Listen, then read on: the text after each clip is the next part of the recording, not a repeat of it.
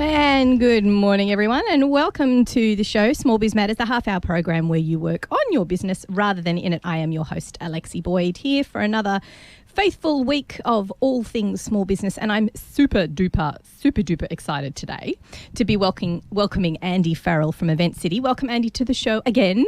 Good morning, Alexi. How are you? You were just saying this morning it was about a year since you were here last. That can't be right. I think it is, yeah. Time's flown by as usual. No, something eats time. I'm convinced there's a grand thing out there in the universe that actually consumes time, because I swear it goes faster every year. It really does. Maybe we can discover that with today's topic, because today we're going to be looking at the online world and what we can learn moving forward by looking back. Is that right? Yeah, exactly. It's quite fascinating looking at how we got here and trying to figure out, were there lessons in the past that we can apply to what's happening around us today, and can we better understand how people's behaviour has changed and what that means for building our business? Now, I should probably introduce you properly. Andy has more than 20 years' experience in digital, working with some of Australia's largest corporations across 8 industries. He has founded technology startups, he's raised venture capital, he's sold companies, he's built from scratch and employed hundreds of people since his first business started at the age of just 17. And you're mentioning as well you're a bit of media experience, a bit media savvy, a bit of a journalist.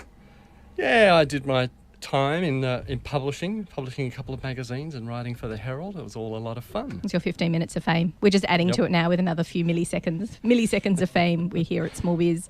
So I'm really excited about today's show, and I'm hoping that it'll probably carry across for a couple of weeks, actually, because it's a massive world out there. I mean, the online world, it's a bit Doctor Who-ish when you think about it. It's sort of this... It's a parallel universe that we're building bit by bit, and it's huge. I mean, it's just massive. Isn't it infinite? Is it really? I mean, I'm coming from a complete empty cachet here, but I just used a nice little digital term there in my conversation. But is it infinite? I mean, are we going to hit any brick walls? Is it really as massive as we want to make it? Well, in terms of how far can we go with some of these ideas, there really are hard limits that we thought were going to constrain us ultimately. But as usual, right when you think we're getting to the edge of what's possible, we're starting to make amazing new breakthroughs. So, they're talking about encoding information on DNA now, which totally alters the way that we might store information. So who knows? I hate to think that there is a limit. It's really fun seeing where it goes. Yeah, indeed. There's certainly not been any limit so far. I was talking to one of my clients the other day, and he was buying up websites. He's a self-confessed website hoarder. He buys websites. So he said that a whole lot of domains had just been released, and he was buying his name .space something .admin . There were all these words that were being used as, what's that back end of a domain name? .com.au, what's that called? So you're right, there's actually a whole raft of new domains that have come out. And it's actually an interesting question, because a lot of businesses receive emails all the time saying, you should protect your intellectual property, protect your brand, you need to register all these other domains. And people wonder, well, is that really necessary? Do I need to worry about all of that? And it's actually a complicated problem, because having lots of different domains pointing to your website can actually affect how your website appears in search results on places like Google and Yahoo and so on. So you do need to think that through quite carefully, and be careful that by having more than one domain, you don't actually dilute the strength of your search results. You are actually better to have just one domain that is the main domain, and maybe you'll register other big ones to protect your brand, but you don't really need to worry about all these new peripheral big domains that are coming up. There's so many. Oh, it was massive what he was describing. I mean, he literally just forked out $500 for a whole new raft of 30 or 40 back-end domain names. And he's going to have to do that again in a couple of years' time to re-register them. So I didn't really see the point. It's interesting what you say. I suppose it does kind of dilute things a little bit. It's not going to really push more traffic towards you, because, as you and I have discussed before, it's more about your online profiling and how you conduct yourself online, rather than trying to buy up as many domain names as possible. That's really going to get traffic to your site. Exactly. And I think what remains to be seen is whether, if I register a domain of, say, smallbizmatters.sydney and stick that on the side of a bus, are people going to look at that and recognise that that's a website address they should go to? or is that just confusing? So, or is it a Twitter handle or something? Exactly. So that's one of the problems with all these new domains is the average person probably won't immediately understand what they are, which creates a whole new challenge. Yeah. And that's why the .coms and the .com AUs are worth so much money. Yeah. They have instant recognition. Right, and that's maybe why the holders of all these web domain names are releasing those extra ones, is to push up the value of the .coms and the .coms.aus. That's probably part of the reason, but the other one is that if you start a new business, the first thing you'll discover is all the good names are taken. Yeah. And so, with a lot of tech startups these days, they have all sorts of bizarrely imaginative names with all sorts of strange suffixes. The .ly suffix is a popular one, for example, which is actually a Libyan domain. So, and there was a .tv one, which was an island in the Caribbean or in Micronesia or something, that they owned all that and they just sold it to all the TV companies. Yeah. Genius. It's like, and talking about today's topic, which is going back in time to look at the future of online and digital space, how much of us would like to go back in time and buy Coca-Cola.com and McDonald's.com just before the rest of the world cottoned on to what that actually was? Actually, a good mate of mine registered AOL.com just before they started up big in Australia and managed to sell it to them for a small chunk of change, which was quite nice at the time. Very clever. It can be done. I would have thought that their trademark would have protected them for that, but I suppose not. Well, with a lot of these arguments, it comes down to what's the quickest way out of the problem. Yeah. So you might just buy someone out. Might just throw money at the wall and make it stick. That's often the best way. So we're talking about how to grow your business by making a digital part of your business DNA. So can you sort of describe that a little bit to me, that concept? I like that idea. How does that all work? Yeah, so what I'm getting at there is how well have you managed to integrate the idea of digital into your business? How much of what you do thinks about digital ahead of time rather than it being a tack on, an afterthought? And I think we can talk about some excellent examples of how that often goes wrong, and also helped with some real executable tactics on things you can do to really take that on board and make it that digital is very much an integral part of what you think about when you try to grow your business. Are you going to talk about the fact that we need to be going back to the old 15-page business plan and thinking about what our marketing strategies are and how digital fits into that? Because that just does my head in as soon as I think about it. No, never. In fact, if anything, the old days of making long-term business plans have very much, well, for the most part, for most smaller businesses in particular, gone out the window.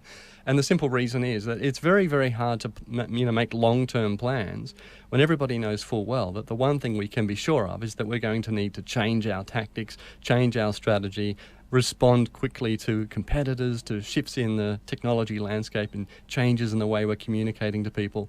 And if you make a lot of predictions based on what's happening today, you can be sure of one thing: they're probably going to be wrong. And you're going to have to change them drastically. Yeah. So, unless you've got a long historical trajectory with a lot of momentum in it that you can, confidently say, yes, in 6, 12, 2 years, 5 years, we'll be doing X, Y, Z, which most people don't have these days. That's the reality. And even yourself, conducting your own small business here in Hornsby, I'm sure that you wouldn't even have anything with all your knowledge and background and understanding of the digital world. You wouldn't even have much of a trajectory, like you said, even with all that knowledge. Exactly. And it's if you don't have it, I think we all need to chuck out the baby with the bathwater for the rest of us. Oh, my God. It's interesting how the investment community has taken that on board. It wasn't that long ago that if you went to get money for some new idea, that would be one of the things you'd get asked. Show us your business plan. Business plans today still exist, but they take a very different shape. They tend to be much more concise, and they're more about tactics and processes and a general understanding of an opportunity. There's a golden word. There's a golden small biz word. Yep. Processes. Yeah. And that absolutely. process is really important for digital, isn't it? Very, very true. And I think figuring out what are your tactics, what are the steps you can go through and repeat to work out how to adapt. That's a big part of what I want to talk about. So one of the things that inspired me to have this conversation was looking back on an old book that I read back in '99 called The Clue Train Manifesto. And it was subtitled The End of Business as Usual, which was, at the time, interesting, because a lot of people around then weren't so sure, is this internet thing going to be big? Is it really going to change everything in the way that it's promising? And that book actually delved not just into the technology to understand what was changing there, but more importantly into the actual psyche of people, and to look at how are people's behaviours being modified by this new connected world. And how far in? I mean, how accurate did he get it? Considering it was written back in 99 and we've got, 17 years down the track now. Yeah. Well, I mean, if you think, it was certainly in terms of saying it's going to change everything, there's no question that a lot of stuff has changed enormously. I mean, you think of the number of businesses, first of all, that have disappeared. When was the last time you went to a record shop? Well, they don't exist anymore. Kodak. Tower Records in the US, gone. Blockbuster went from 9,000 stores through liquidation down to, I think they've got 51 stores now since they were acquired. So, yeah, I mean, businesses like that have been completely changed. The curious thing is looking actually at what's about to meet its end as well. Like we look at things like DVDs and we look at music, and certainly if you look at, say, broadcast television, that whole area is in the process of being transformed. The days of owning music have pretty much ended. The days of owning video are coming to an end. The days of reading a newspaper, with writing on the walls there too, which is a bit scary. Yeah, so, there's no question that they were right about all the stuff that was changing.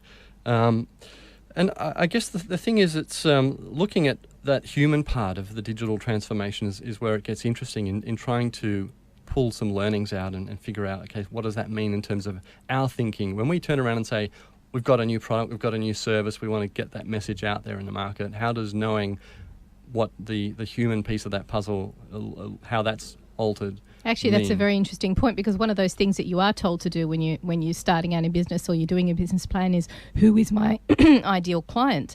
And I guess part of that conversation needs to be, who is my ideal client and how do they behave online, and how do they find me, and how do they use the internet? How am I going to stumble upon my business and be interested in my product by the way that they navigate around the internet? Exactly. And there's some really neat tricks actually in figuring out who your customers are.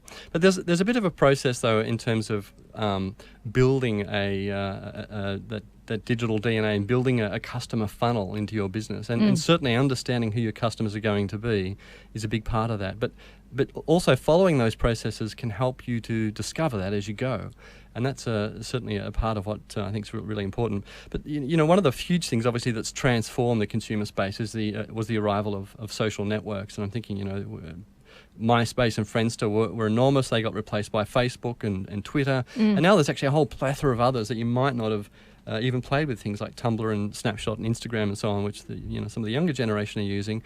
And then there's others which are a phenomenon all of their own in countries like China, where we've got things like WeChat with over 600 million active users. And that goes through to, who are you trying to target, and how are they going to communicate with you, or how are you going to communicate with them? You need to be, we don't necessarily need to be across all these platforms, because I think some of our listeners might go, oh my God, I need this account and this account and this account, and I've got to have and this and this. No, we're not suggesting that. It's just, it's useful to be aware of the fact that they are out there and that some of them are growing exponentially at a frightening pace.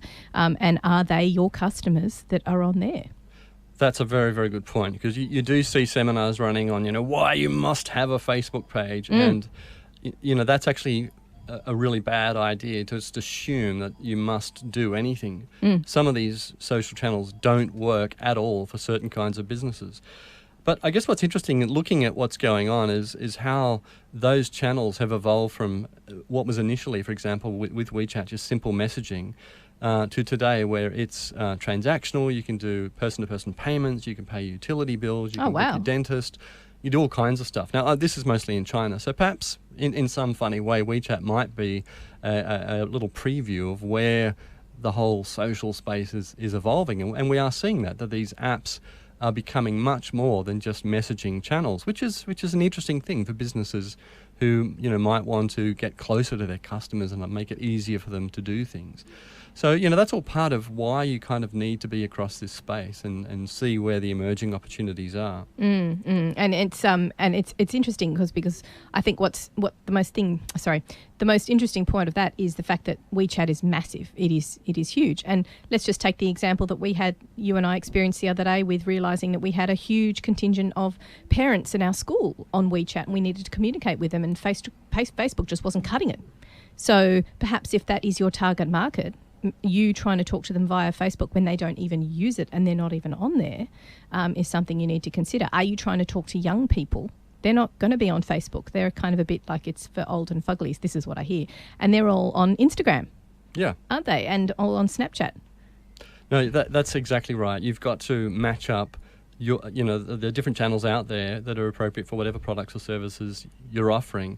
But even within those channels too, then you need to figure out what's the right communication strategy for that particular audience, that particular segment. So a lot of the time there aren't really definite rules to follow, and it comes back to what we started with. What there are processes that you can adopt. Exactly. Listen, we're going to cut to a quick message from our sponsors, and we're going to be back with Andy Farrell from Event City. We're talking all things about online, the looking back to the future. Ooh, back to the future. I like that. All right, we'll be back after these short announcements.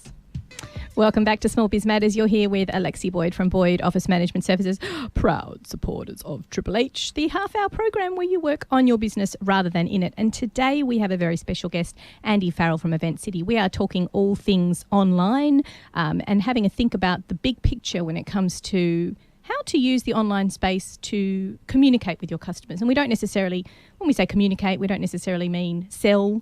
It's all about building an online presence, isn't it, Andy? So you need to think big picture. Yeah, it's about figuring out what messages resonate with your potential customers. And this is where Clue Train Manifesto, the book I mentioned earlier on, made a couple of really interesting observations.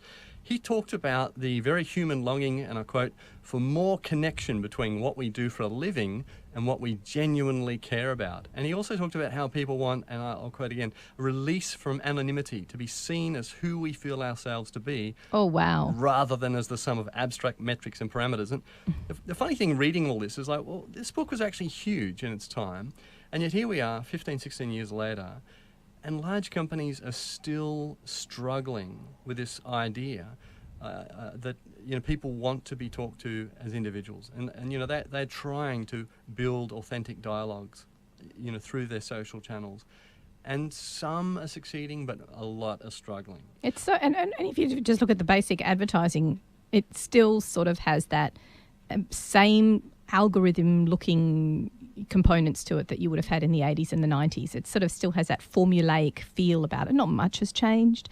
It's not got that personal feel that we as small businesses, and this is where our strengths are. We know our customers better than the large corporations. We know how to talk to them. We know how to communicate with them.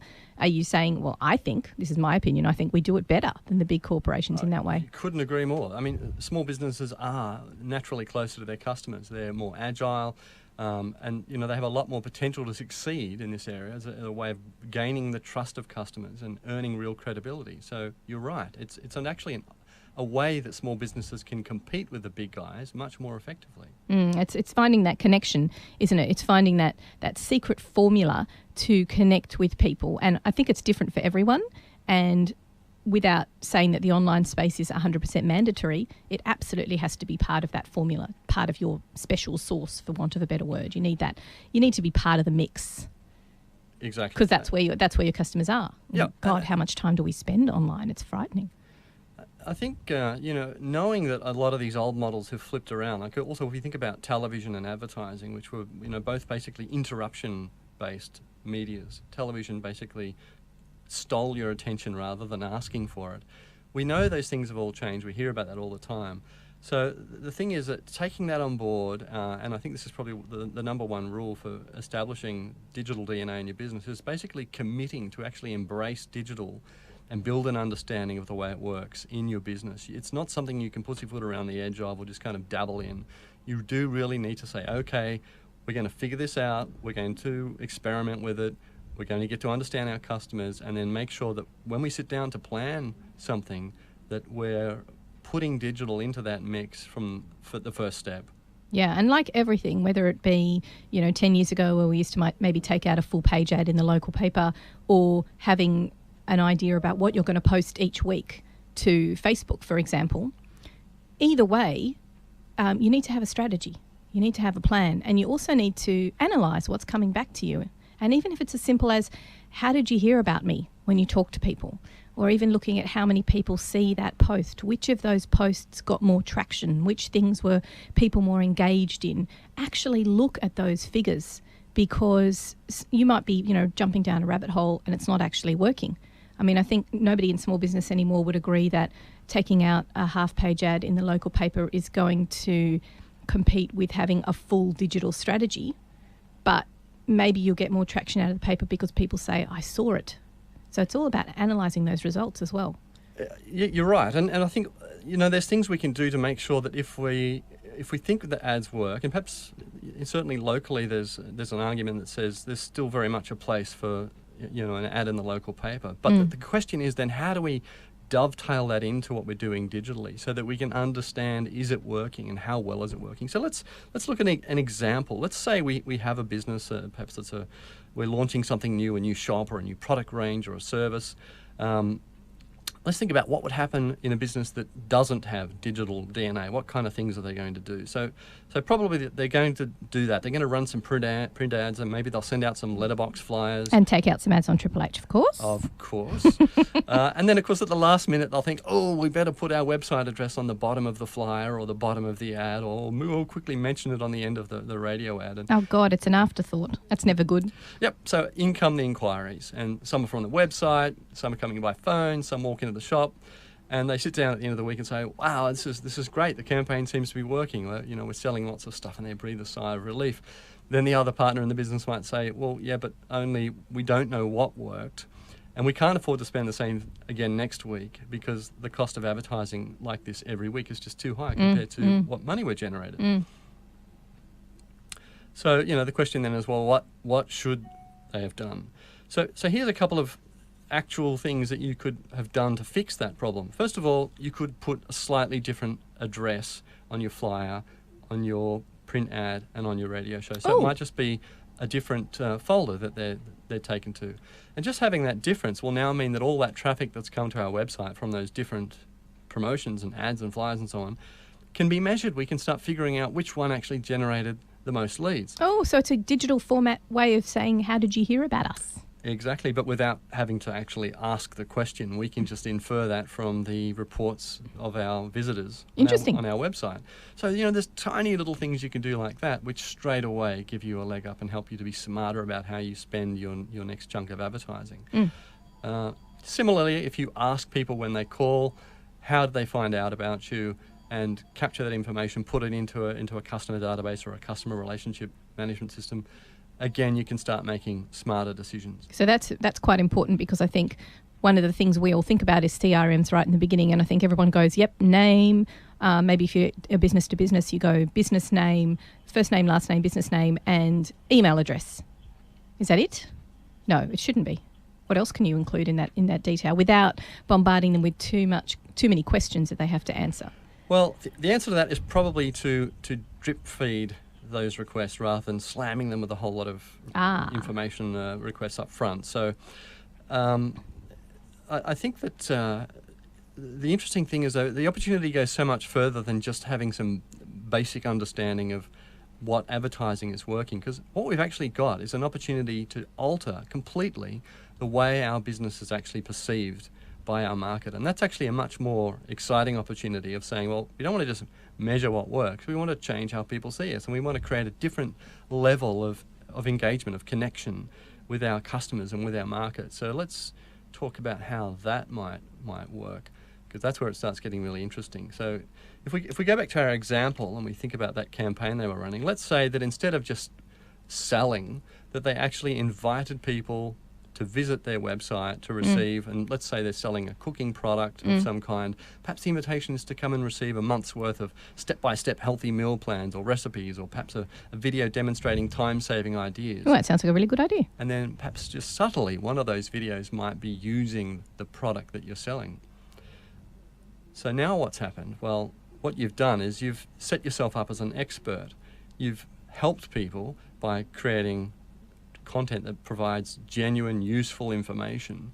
And people have come and surrendered their email address quite willingly because they want to get access to that great content, which in turn will then be much more readily shared through the social channel. So now you flip the whole thing around, and rather than your ad being the end of the story, it's actually just the start of the story. So it's using that sort of drip feed mentality to just give them little chunks of information that makes people want to come back again and again and get that information. So you're selling the information, but you're also selling the product at the end of the day.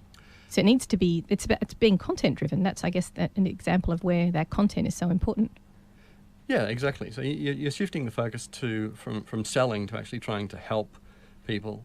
And that's, I think, the number 2 rule is to realize that it is no longer about selling, it's about helping. And if you take that posture, and obviously selling is still a critical piece of the overall process. Yes. But it can't be the first piece anymore. No.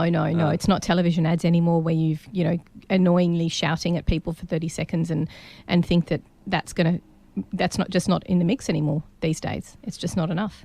Yep, people have kind of developed this ability to just filter that stuff out. We flip past it if it's on television. That's if we even watch television. Even online, banner ads don't work like they used to. In fact, they barely work at all anymore for the same reason. People just filter that stuff out. So, yeah, that kind of engagement is really the hardest way to gain ground. And for a small business, you can't afford that kind of risk. And that goes towards the idea that you always need to be changing and evolving. You can't have the same strategy for 2 years and think in year 3 and year 4 that you can do exactly the same thing, because the way that you've talked to your clients, maybe they're beginning to build up that brick wall of resistance and thinking, I think I'll go elsewhere for this sort of information because it's a bit samey. Yep. So you want to liven it up a little bit and change it up a little bit. And just if you use Small Biz Matters as an example, rather than me just talking about admin all the time, it's great to have people on the show, such as yourself, who vary up the information that we're trying to give to people. So varying my content, for want of a better word. And so then the question follows of what content should you possibly be including? Now, here's an interesting way of uncovering that. If you go to www.google.com/insights, there's actually a few different tools there. There's a couple of really cool new ones, one called Correlate, another one which has been around for a while called Trends. What Trends tells you is what are people searching for. So what we could do is sit down and say, well, Alexi, we think that everybody would like to read about the following things, and let's come up with a list of 10. Yep. We go to Google Trends, yep, put those search terms in and see, is anyone actually looking for that kind of content? Can you set parameters about who your clients are? Like, can you say small business owners, we're trying to find out this age group, what they're looking for? Is it that powerful yet?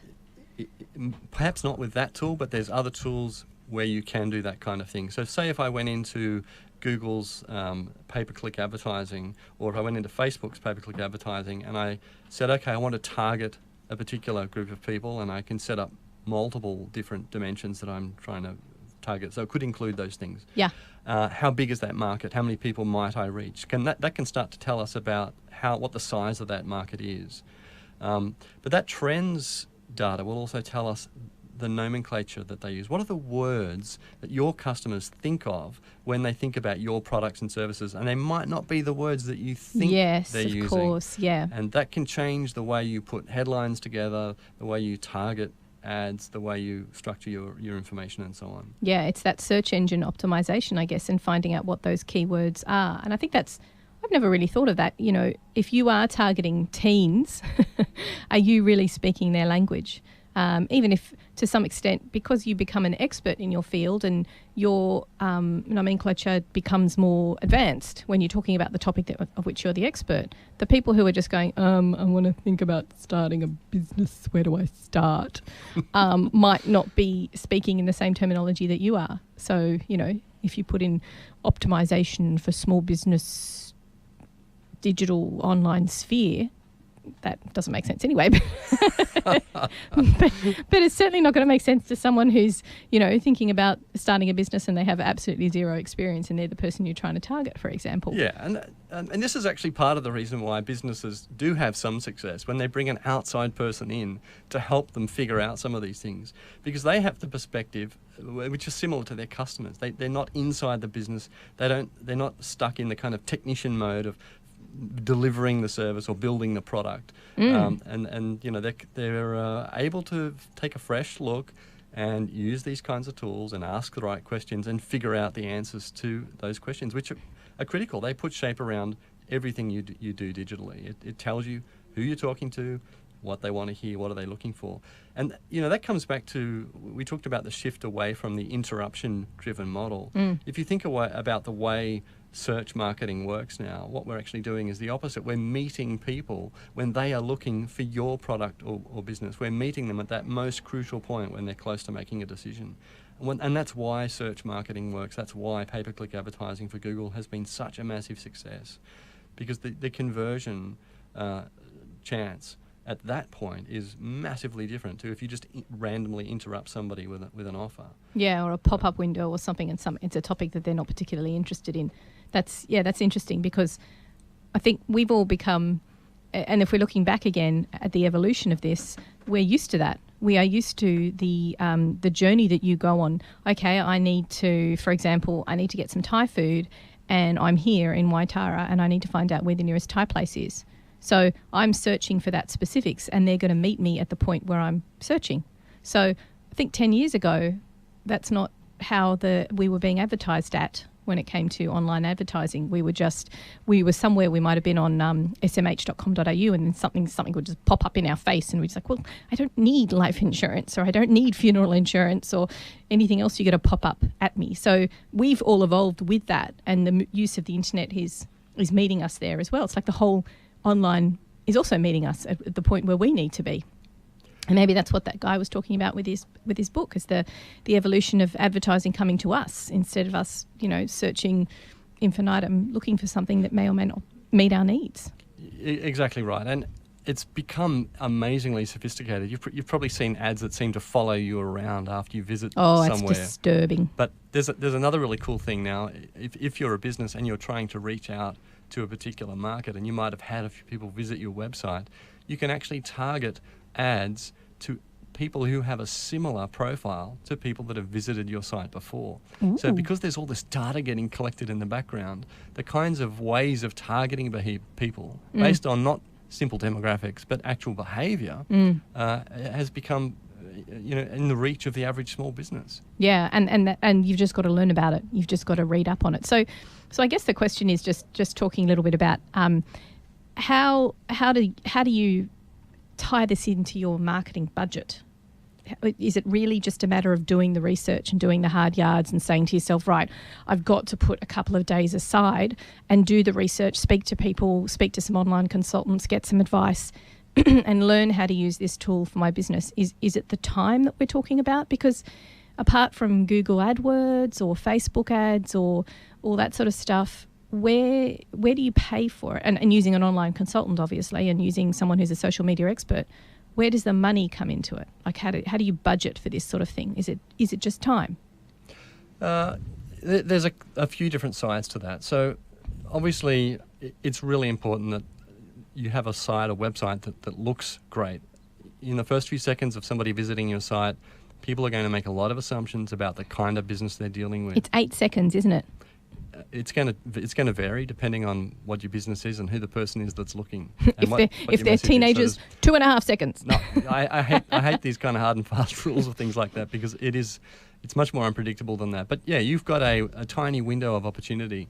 So if your site doesn't convey the right feeling about your business, everything else we've talked about is a total waste of time. So that's got to be the starting point, and certainly there is some cost involved with that. No, I mean there's tools these days where you can kind of do it yourself and do it on the cheap with a Wix or Weebly or something like that. Don't use Wix. Wix is evil. I hate Wix. And there's mixed sentiments about how good they are. I hate it. I totally agree with you there. But for a small business that's trying to get started, it's not a bad starting point. But you do need to understand that it is merely a starting point, and all these platforms are as good as how well they allow you to do all these other things. Yeah, and I think there's a lot of algorithms going on in the background with things like that. And can I just remind everyone, which I talk about all the time, is that on Wix, you sign your life away and your content is not your own. They own it. So if you're blogging and stuff on there, they own that content and they can, for want of a better word, republish it elsewhere.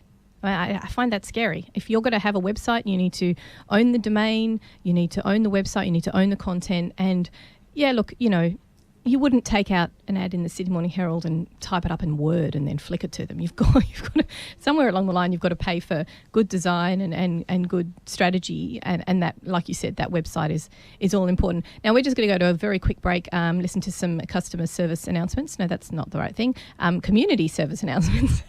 Yeah, I'm looking at like the marketing sphere and it's getting into my brain. And then we'll be right back with Small Biz Matters here on Triple H 100.1 FM. So you are here with Small Biz Matters, which is the program where we talk all about things small business. And today we are talking to Andy Farrell all about the online space, how to be considering that with your overall online strategy.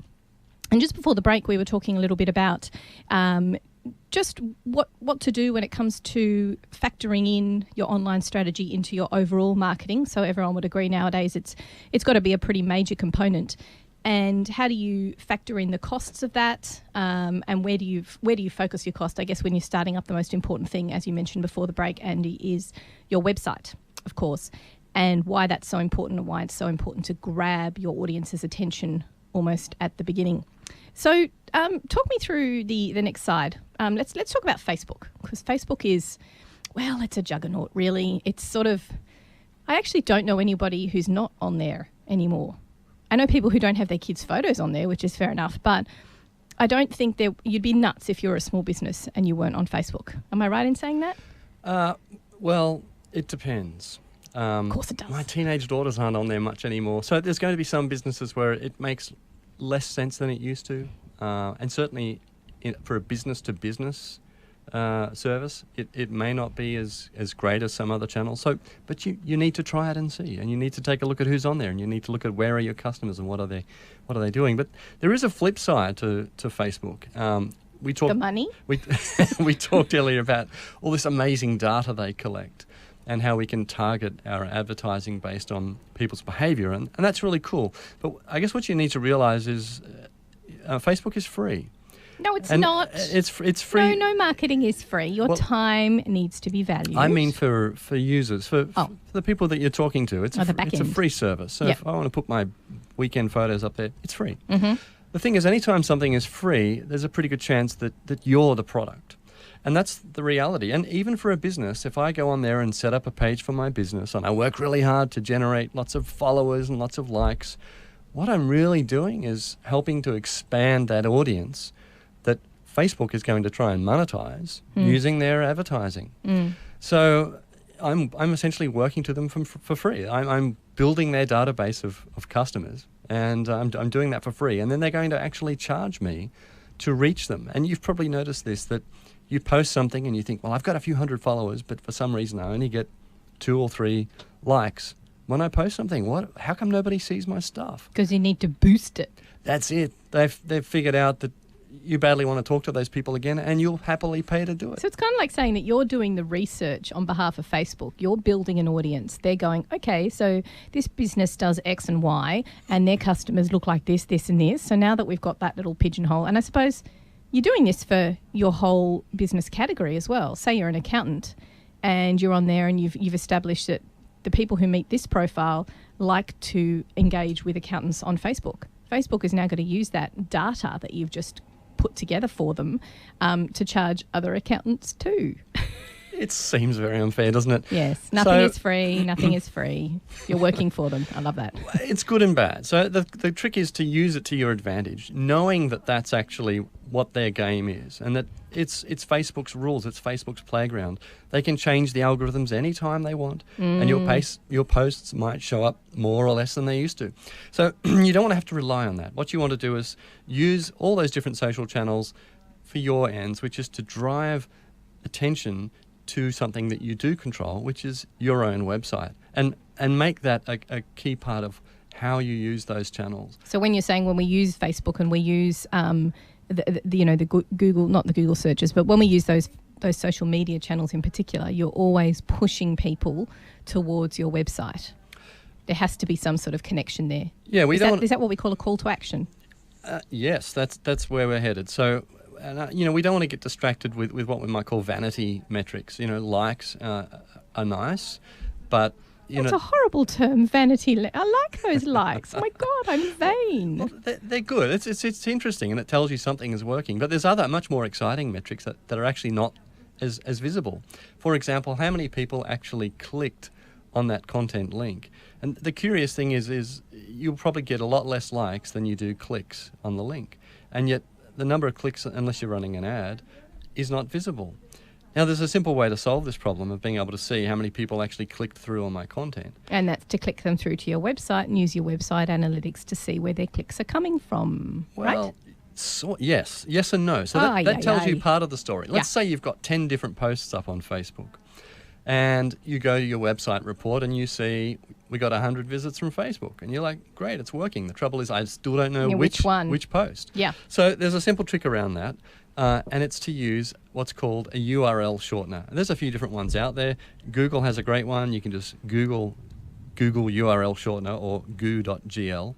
And what it does is you put in the link to your content, and it will generate a really, really, really short version of that link. Now, the idea behind this originally was for things like Twitter, where you've got a very limited number of characters.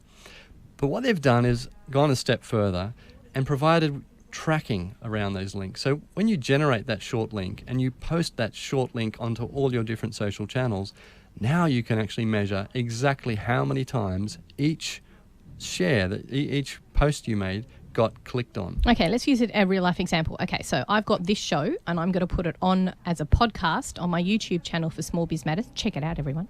And then I'm going to I'm going to get a what did you call it? A shortened URL. Yep, URL shortener. A URL shortener for that link that sends people to my website.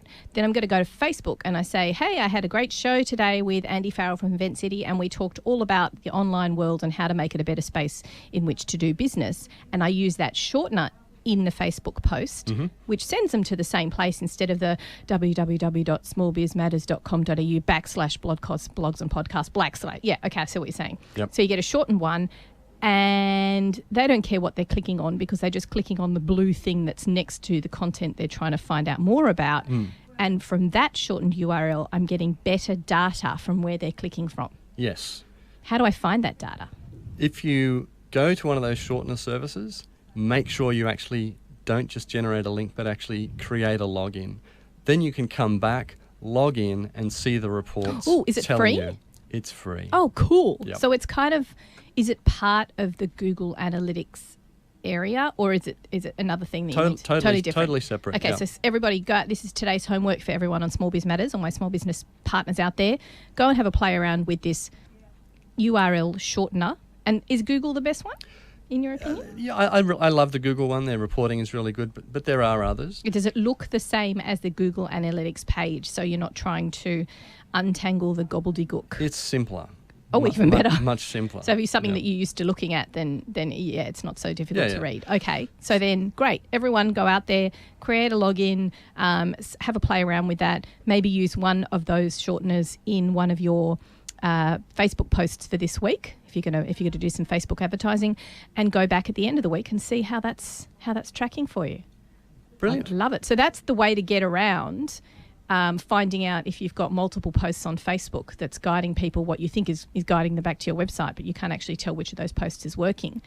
If you look back at that URL shortener page, is it going to show you which of those posts people clicked on? You're going to see exactly how many clicks you got on every single different link. And so just to make sure it's really clear, if I put those 10 posts on Facebook during the week in multiple sites, multiple pages, do I need to have 10 different URL shorteners, or do I just use the one and it will show me in the Google Analytics or in that page where people are clicking from in Facebook to get to that, or should I create 10 different ones? So you're going to need a different link for each piece of content. Yep.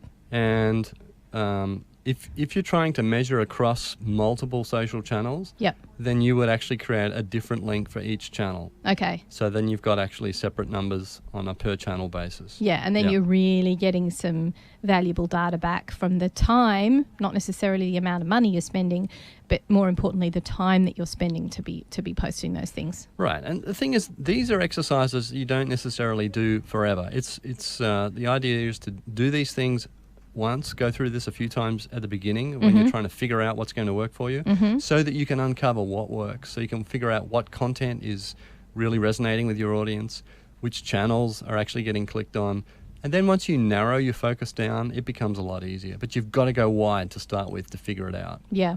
So we're talking across, I guess, again, coming back to that original discussion we were having about talking about who your ideal client is and where they are online. This is a great tool that you can use to find out where they look, where they search, where they live online, for want of a better word. Right. So because what we're trying to do here is build a predictable customer funnel. We want to figure out a way of understanding exactly how we can, in a predictable manner, put out a message and know that if we do ABC on a particular day, it'll consistently generate a certain number of visitors, which will consistently generate a certain amount of business.